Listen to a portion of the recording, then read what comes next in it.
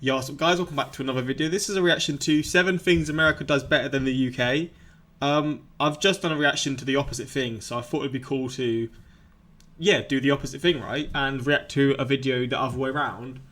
And I mean, yeah, that's pretty much it. Hopefully you're going to enjoy. Hopefully, hopefully this video is good and actually shows some interesting things. But yeah, if you want more reactions like this, suggest some comments. Suggest in the comments what you want to see. Links are in the description to my Instagram and my Twitter for those who want to follow me, and same for my Patreon if you want to see extra reactions of mine. But let's just jump into this. British people right now are like, but it's fun. Welcome back to the Girl My Gone ears. channel. If you're new here, my name is Caitlin. I'm an American who's lived in the UK for almost 10 years, and today I am sharing with you the things that America does better than the UK. Now, before you come for me in the comments, know that I did a video first on the things that the UK does better than the US, so if you are not interested in things that the US does better than the UK, just watch that video and it's all gonna be fine. But for those of you who are here for a little bit of a lighthearted video on things I find are better in the US than in the UK. So this just says lighthearted, so it's probably not going to go as in-depth as the other one, right? That one was a lot more sort of, I guess, serious topics or more like political topics that are going to piss people off.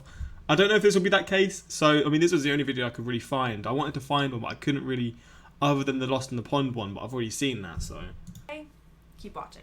And today's question might be a challenge for some of my British audience, but many of you are going to get into like patriotism yet relates to school spirit. And I'm not even going to get into like patriotism yet. School That's spirit. a whole nother video. I'm just talking literally about the pride for your school. And I know British people right now are like, but it's fun. It's true, man. In the UK, like, there's no chance you're sort of back in your school. Bro, I hated my school. Obviously, I think she's talking about college, right? I hated my school. There was no pride in my school. I was at like the worst school in the area, so there was no pride there. But I guess the US is just different in terms of it takes pride in a lot of different things, or people from there take pride in a lot of different things than people in the UK. Like, yeah, pride isn't a thing in the UK that I think we carry with us as much. Or like patriotism, that kind of stuff. The age of like 5, which is always sort of seen as a bad thing, but there's like a lot of like really good things that come from, especially patriotism. I'm not a very patriotic person, other than when it comes to like the World Cup and stuff. I'm like, yeah, my country's the best now, even though we never are the best. But I guess being patriotic for your country, like in terms of turmoil and stuff, will actually help the country like so much more than places that the patriotism isn't as high, you know? Like, if you love your country, you're more likely to fight for your country or do certain things for your country. So when you go to elementary school, to graduating high school, to going to so college, quiet. we have this sense of pride in our school. So I think a lot of people think about this more in terms of college or university. So Americans are obsessed with where our alma mater is. It's a huge thing. You always like follow the school, maybe in sports, and for the most part, we ask. Like, we're very proud of where we went. Whereas in the UK, I've not experienced anyone talking about anything like that unless maybe they went to Oxford or Cambridge, and then it just comes across as annoying. Yeah. So a totally different kind of attitudes towards school spirit. But I wanted to also if they went to Cambridge or Oxford, they're just snobby, smart-ass, rich people, you know? They call elementary school and what they would have as primary here. Like, my elementary school had a song, like we had a song that we sung because it was like our school song. I still remember it. Would you like me to sing it for you? Because I will. Okay. No. I can't. I'm gonna cringe. Just don't get back. I know most of you are horrified right now, but this is what I'm talking about. I asked my husband if his primary school had a theme song, and apparently they didn't. So my concert I just blessed you with. And don't even get me started on pep rallies in high school. I was not like a pep rally going person necessarily, but they do exist. They are real. High schools have them. It's all about school spirit, and it's just something that doesn't happen here, and I feel like they would find cringy. Okay, so the next thing I have on my list that we do better in America than here in the UK has to do with the price of eating out. So the UK wins by a landslide on the cost of buying food in a grocery store or supermarket, But I find going out to eat in the US is less expensive than going out to eat here in the UK, kind of across the board. And obviously, you know, if you're comparing like New York to London, you're going to have, you know, different results maybe. But just overall, like going out to eat in the suburbs of a place in America versus a place in the US, usually I think you get more for your money and just cheaper prices overall when it comes to the US. Okay, so the next thing on my list that they do better in the US than here in the UK is this idea of one-stop shopping. This is becoming more popular, and it is more popular further outside of cities where there is more room for larger stores, but I still have not found anything that compares to a super Target shopping. Does she mean like shopping once a week kind of thing? Like having one sort of big shop a week and then not going to the shops the rest? Experience where you could literally purchase like your entire week's grocery shopping. Okay, yeah. See, that's a thing that I wish I could do. Like, I've got a small shop near me, so that's where I go. And I don't drive or anything, so 90% of the time I'll go there. But it ends up being more expensive, and you go for loads of like trips, and then you end up spending more because you'll see certain things that you want. When I can go to a big shop, I will. But again, our big shops aren't anywhere near as big as these monster, like flipping Targets, etc.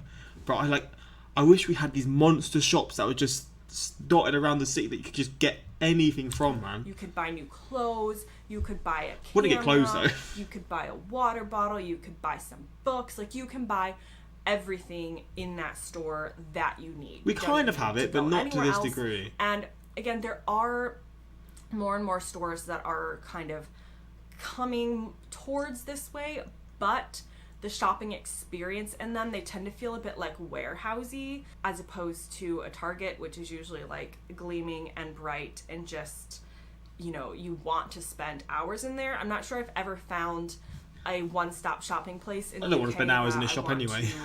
Like stay in and then I get distracted by things in. I haven't found that same shopping experience.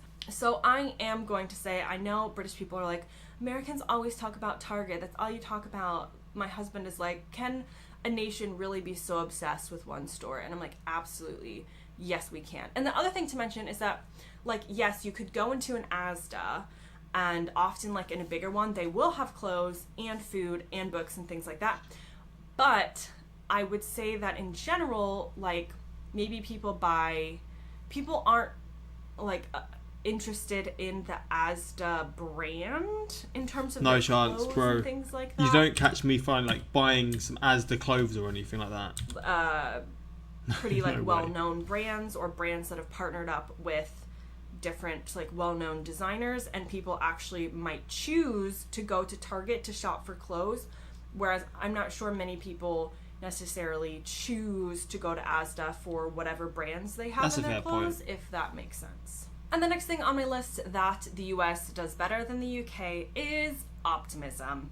Now, I've heard from many British people that they feel this is fake, naive optimism and is pretty annoying. British people as a whole, as a culture, tend to fall down the more realistic route, whereas Americans, we tend to fall down the I don't care what I'm up against, I'm still going to believe that this thing can happen.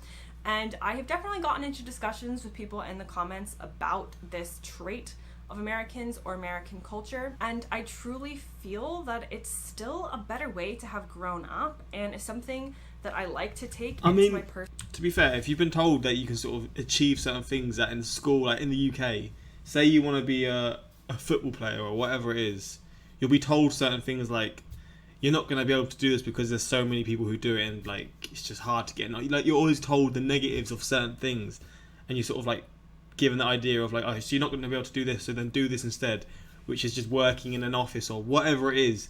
You're sort of you're not sold a dream. If anything, you're sold a nightmare. You're sold the fact that you're not going to be able to achieve certain things, even by teachers and stuff. So yeah, keep doing. Obviously you got to go to school anyway, but keep just doing what you're doing at school. Don't have any other focuses, and then work a 9 to 5 for the rest of your life, which isn't a bad thing at all. But if you've got ambitions of being an athlete or a dancer or a singer or whatever it is, in the UK, you're going to be put off it by people who you're supposed to have help you sort of lead you onto your adult life, you know. And I guess in the US it's a thing where like, I mean, I guess there's still scenarios where it's the same, but it's just a whole different sort of aspect and look into it, which is actually a very good thing. If that's sort of the case, then that's a very good thing. Obviously, I still think there's a time and place for certain aspects of being like not so optimistic, or like, that's not the word I'm looking for. Thinking something's going to happen when it's clearly not going to happen. But yeah, this is definitely a thing that I can see and understand why. If you grew up with this, it's just obviously a better sort of environment to grow up around. Life now, and yes, I do understand.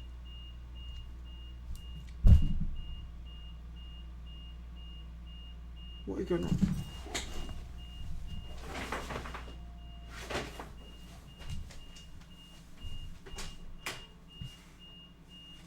What is going on?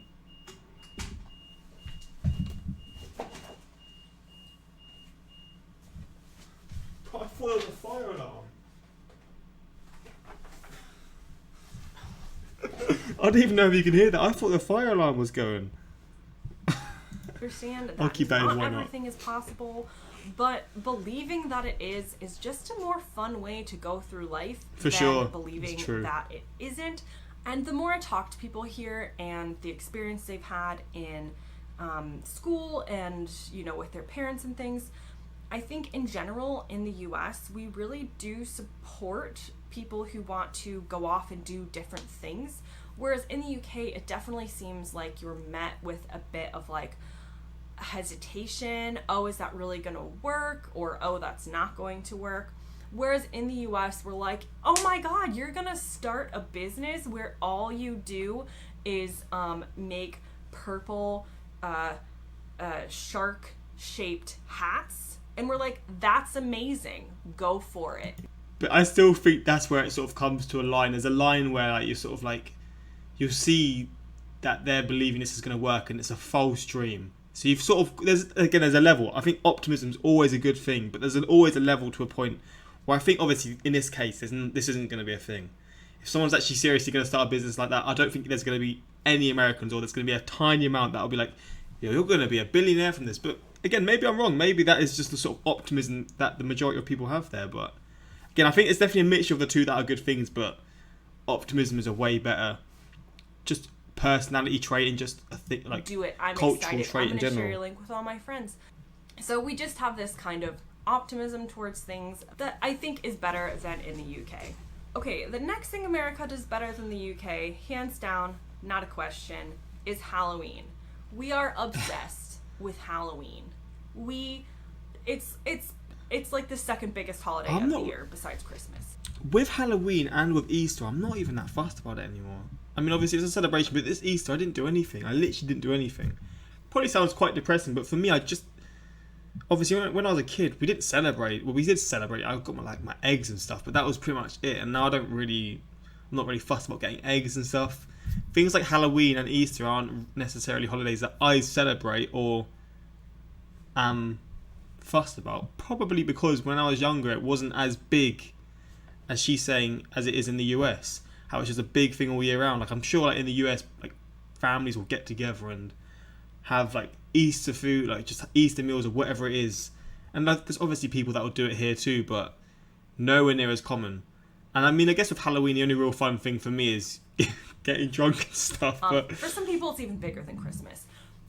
From everything to like how we do haunted houses, to the effort people go to in their costumes, to the fact that, you know, all ages are out trick-or-treating when it comes to kids. So like teenagers are perfectly, you know, able to trick-or-treat and have fun. Here in the UK, I've definitely gotten the sense that this is definitely an Americanized concept that has come over, and some people are begrudgingly going along with it, but it still seems like a younger kids sort of activity that they see it as, and not like everybody getting involved in Halloween. You will see some pretty good decorations depending on what neighborhood you are, but not like the over-the-top full-scale decorations that we do in America. So again, I am happy as an American to have a little bit of Halloween spirit coming to the UK. I don't know how you Brits feel about it, but in general, one's against Halloween America here, still I wins think. on the topic of Halloween. it's fun. It's The just next not. thing I think America does better than the huge deal UK for me, has to do with the entire process related to home buying and selling. So there are Don't two get me into components this, to man. the UK is an absolute mess in terms of like, if you're young growing up in the UK, you're done, man. Your chances of buying a home, I mean, good luck with that. Good luck with that. God, as many good things that are in this country, there are so many like negative sides to things, and this is one of them for sure, man. The cost of buying sort of homes and just being able to own your own home is just ridiculous, man. And especially for young people coming through, like, how are you going to expect someone my age, like, doing a job, I don't know, like, having a decent job, but then being able to buy a home and all this kind of stuff with all these taxes, these insane tax, like, mate, it's a joke. I'm sure it's still not easy in the US, but I'm sure, again, the prices and what she's going to go into is just a lot more reasonable. And I am only going to talk about the US versus England, actually, in this one, because I know it is different in other parts of the UK. So, in England, the house purchasing process is the most annoying thing that has ever graced the history of everything. Basically, nothing is really secure until you're really far down the line, and people can pull out of the sale and of the deal really like up to the last minute, which is terrifying because you have a whole chains break because someone pulls out on the like, it can just go on for months and months and isn't very certain. In the US, we do have a bit more restrictions on, you know, that kind of thing isn't happening. You are going to have only a short time to get to that contract and to finish up the sale. You can't just like wait and extend things for months on end, and then on the day of exchange, someone pulls out. That's crazy how that can happen. So from a practical perspective, UK, I think the US does it better. I would also say the actual like house purchasing experience is a lot more fun in the US based on how we present it. So again, don't come for me in the comments. I'm not saying American houses are better than UK houses in this video. I am just saying, if you look on Zillow.com, this is not sponsored, but I do love Zillow. Though. That's the American version of Rightmove or Zoopla for you Brits out there. And just the way the whole site looks is so enticing. It's just like a whole different kind of aspirational experience Gets than excited going for on right? Something like Rightmove. The pictures, you know, people stage their homes, and in the UK, someone did tell me that there are strict laws about like presenting your house accurately, which I would say they do in the US, in terms of like they're I feel like you're allowed to stage a home in the UK too. People just don't as much. But yeah, so on something like Zillow and the way the real estate market works in the US, you're often just going to be seeing like these really aspirationally decorated insides of homes, where even though the home that you get is not going to have any of that stuff in it, you're still like, oh my god, that's my perfect home. Where I feel like in the UK, the estate agent, as they call them here, has just like gone into someone's messy bedroom and taken a picture a lot of the time. So you kind of have to like erase the stuff in your mind for the wrong reason when you're looking on something like Rightmove. It's a fair point. And this kind of relates to what I was saying before. Americans are over the top and optimistic and aspirational, and the Brits are like, here's what the house looks like. Yes, someone's currently living here. No, they didn't have time to clean up. This is the bedroom. Like, what more do you... Some won't be like that, but that is definitely true to a point. Like, you'll see a really nice house, but then you'll see this really like just this furniture and all this mess, and it's going to put you off the home. When in reality, if this is all gone or it's all like laid out nicely, you're going to want to move there. But yeah, I can definitely see that, because I've definitely looked before and it's not been the most pleasant thing to look at. You'll look at certain things and you're like, this is nice, and then you see the mess and like the colours or just the furniture, and it's just putting you so off of it. Do you want? We're in the US, we're like, hide everything that shows that someone is actually living here. That should be a thing that anywhere does. Obviously, like I've said, there are definitely, like, this isn't a common thing. You'll see like a lot of the time where homes are just cleaned up and made to look as nice as possible. But surely that's just a thing that, in terms of selling your home for the best sort of amount of money or whatever, or renting out a place for as much rent as possible, you're going to make it look as nice as possible. So yeah, it's interesting to see we want this to look like a show home and like an IKEA thing, and you can just it's just a different experience. And I definitely think overall the US house buying and selling experience is better than in the UK. Probably the price as well. The last thing on my list definitely that the US does better than the UK is Mexican food. Whether it's Mexican food or Tex-Mex. I'm jealous. Whether it's guacamole or tortillas or tacos or quesadillas or chimichangas or chalupas or tacos. Did I mention tacos?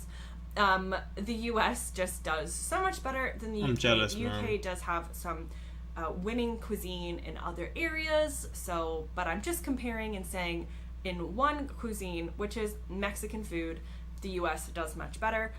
Kind of for obvious reasons. It's a bit easier for us to have those influences.